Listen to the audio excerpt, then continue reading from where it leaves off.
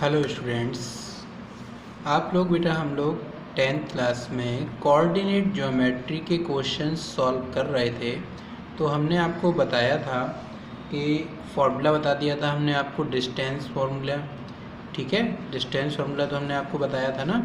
तो आप उसी फॉर्मूले को लेकर अगले क्वेश्चंस किस तरह से करेंगे इनको आप बहुत अच्छे से समझिएगा। ये क्वेश्चन आपके पेपर में आने वाले क्वेश्चंस हैं, बहुत इंपॉर्टेंट क्वेश्चंस रहेंगे। ठीक है, तो show that the points 1,1 -1,5 7,9 9,5 taken in order are the vertices of a rectangle. आपसे कहा है कि ये जो 4 पॉइंट आपको दे रखे हैं, 4 पॉइंट्स दिए गए हैं कोऑर्डिनेट के, तो इनको ऑर्डर में लिखो।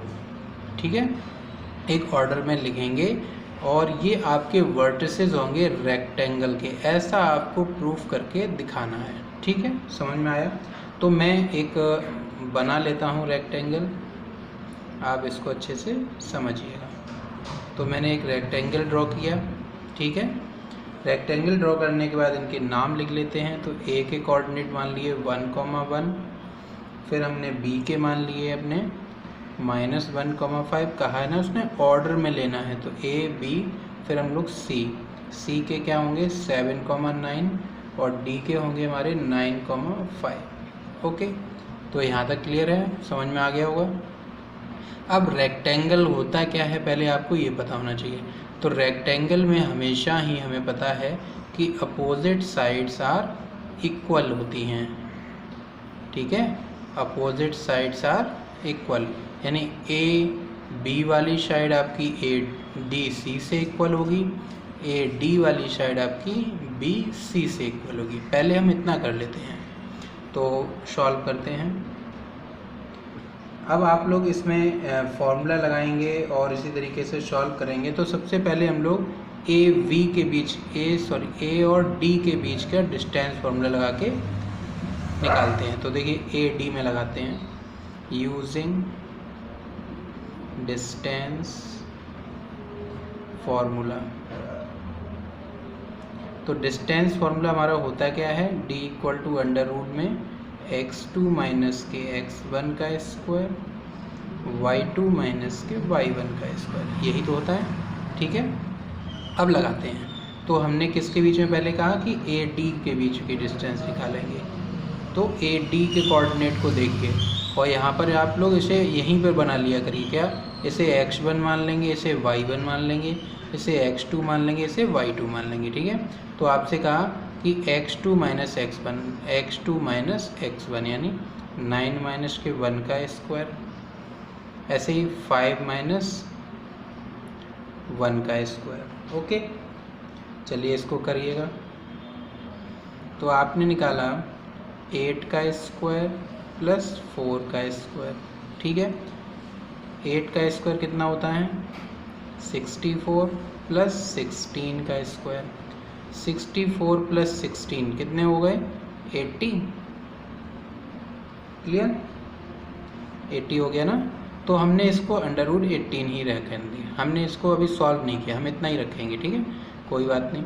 अब हम लोग डिस्टेंस निकालेंगे किसके, बी और सी के बीच की, बी और सी के बीच की।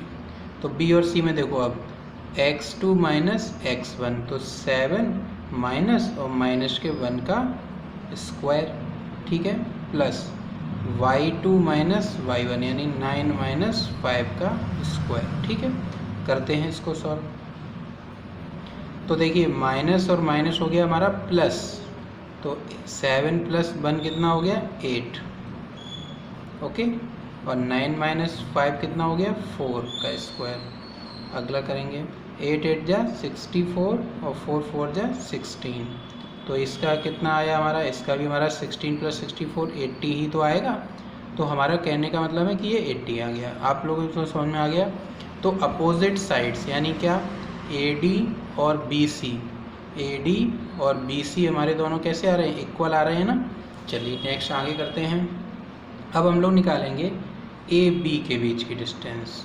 ठीक है, AB कहाँ पर, ये वाला, A और B के बीच की। तो इसमें देखिएगा 1,1 है, ये -1,5 है, तो इसे x2 मान लो, इसे x1 मान लो। तो क्या करते हैं हम लोग, x2 माइनस x1 का स्क्वायर प्लस 1 माइनस 5 का स्क्वायर, ठीक है, करेंगे।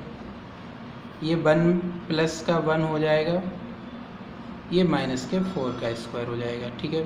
तो 1 प्लस 1 कितना, 2 का स्क्वायर, और ये आपका हो जाएगा 16। इसको और ओपन कर दीजिए तो 4 का स्क्वायर प्लस 16, तो अंडर रूट में कितना आया 20। यहाँ तक कोई प्रॉब्लम नहीं हो रही होगी। तो अब ए बी की वैल्यू हमारी 20 आ गई। अब हम देखेंगे ए बी तो 20 मिल गया, क्या हमारा डी सी भी 20 आएगा? तो अब हम लोग किसके बीच में डिस्टेंस लगाएंगे, डी और सी के बीच में लगाएंगे, ठीक है।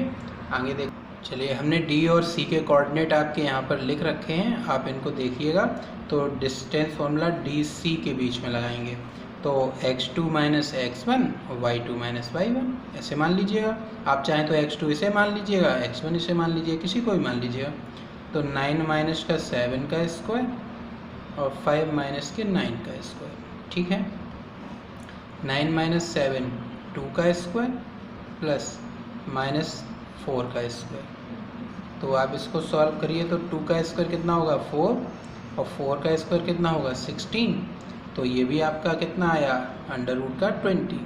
तो यहाँ से हमें क्लियर हो जाता है कि आपने अभी देखा कि डी सी और ए बी की वैल्यू भी इक्वल आ रही है, यानी अपोजिट साइड्स हमारी कैसी आ रही हैं, इक्वल आ रही हैं। तो रेक्टेंगल की बात हो रही है, लेकिन रेक्टेंगल में और पैरेललोग्राम की भी अपोजिट साइडें इक्वल होती हैं, ठीक है। तो आप लोग इसमें डायगोनल्स भी दिखाएंगे, ठीक है। तो हम लोग डायगोनल्स की बात और कर लेते हैं कि डायगोनल्स भी अगर हमारे इक्वल आते हैं तो ये हमारा क्या होगा, तो ये हमारा रेक्टेंगल होगा। तो अब हम लोग डायगोनल की बात करेंगे, तो हम लोग डायगोनल के कोऑर्डिनेट भी लिख लेते हैं, उसके बाद इसको करते हैं। चलिए, ये हमने अपने डायगोनल के कोऑर्डिनेट लिख रखे हैं। ए के कोऑर्डिनेट हमारे थे 1,1 और सी के कोऑर्डिनेट थे 7,9। ये डायगोनल के कोऑर्डिनेट है हमारे, ठीक है। अभी पीछे आप फिर जो हमने बनाया था रेक्टेंगल उसमें देखेंगे तो ए और सी के कोऑर्डिनेट हमारे यही होंगे। तो यही तो डायगोनल होता है ना, जो लाइन्स जाती हैं, ठीक है। अब देखिए, तो यहाँ पे भी डिस्टेंस फॉर्मूला लगाओ किसके बीच में, ए सी के बीच में। तो लगाइए, क्या बनाएंगे, x2 माइनस x1 का स्क्वायर और y2 माइनस y1 का स्क्वायर। तो ये कितना बनेगा 6 का स्क्वायर प्लस 8 का स्क्वायर। तो 6 का स्क्वायर कितना होगा 36 प्लस 8 का 64। तो इनका सम कितना होगा आपका 100। इसका मतलब इसका वैल्यू आ गया हमारा 10। ओके, यहाँ पर यूनिट और होते हैं ये सब, ठीक है। अब हमने ए सी डायगोनल निकाल लिया, अब हम निकालते हैं बी डी डायगोनल। अगर हमारा बी डी डायगोनल और ए सी डायगोनल इक्वल आ गया तो हम इसे रेक्टेंगल कहेंगे, ठीक है। चलिए, डिस्टेंस किसके बीच में, बी डी के बीच की निकालो। तो बी और डी के बीच में डिस्टेंस निकालेंगे तो 9 माइनस माइनस के 1 का स्क्वायर प्लस 5 माइनस के 5 का स्क्वायर, ठीक है। x2 माइनस x1 का स्क्वायर और y2 माइनस y1 का स्क्वायर। अच्छा, इसको 9 प्लस का 1 हो जाएगा ये स्क्वायर, ये 0 हो जाएगा स्क्वायर। तो ये कितना होगा 10 का स्क्वायर हो जाएगा, ठीक है। तो 10 का स्क्वायर मतलब कितना 100 लिखेंगे। 100 से बाहर कितना आएगा 10 यूनिट ही तो आएगा। तो अब आपको समझ में आ गया होगा कि अपोजिट साइड्स हमारी इक्वल हैं, ठीक है। अपोजिट साइड्स इक्वल हो रही हैं और दोनों ही डायगोनल्स की वैल्यू भी हमारी सेम आ रही है। तो डायगोनल्स अगर इक्वल हैं और अपोजिट साइडें भी इक्वल हैं तो बनने वाला जो कोऑर्डिनेट्स से जो शेप होगी वो क्या बनाएगा, एक रेक्टेंगल रिप्रेजेंट करेंगे, ठीक है। समझ में आया होगा आपको। Okay, hence A B C D is a rectangle. Okay, तो आप लोगों को ये क्वेश्चन समझ में आ गया होगा। ये क्वेश्चन आपका इम्पोर्टेंट है। इसी तरीके से हम लोग पैरेललोग्राम में को भी प्रूव करते हैं। पैरेललोग्राम में अपोजिट साइडें भी हमें इक्वल हो जाती हैं और डायगोनल इक्वल नहीं आते हैं तो वो पैरेललोग्राम, ये डायगोनल अगर इक्वल नहीं आते तो ये पैरेललोग्राम हो जाता है, ठीक है। सेम क्वेश्चन हम लोग स्क्वायर के लिए करते हैं। स्क्वायर में क्या होती हैं और 4 साइड्स होती हैं ना, तो 4 साइड्स अगर हमारी स्क्वायर की इक्वल आ जाती हैं, ठीक है, और डायगोनल भी इक्वल आ जाते हैं तो वो स्क्वायर बनेगा। और अगर 4 साइड्स हमारी इक्वल आती हैं और डायगोनल्स इक्वल नहीं आते हैं, ठीक है, तो वो रोम्बस बनेगा। तो इस टाइप के आप क्वेश्चंस लगाइएगा। अगर किसी क्वेश्चन में प्रॉब्लम होती है तो आप पूछिएगा। तो आज के लिए इतना ही। Thank you.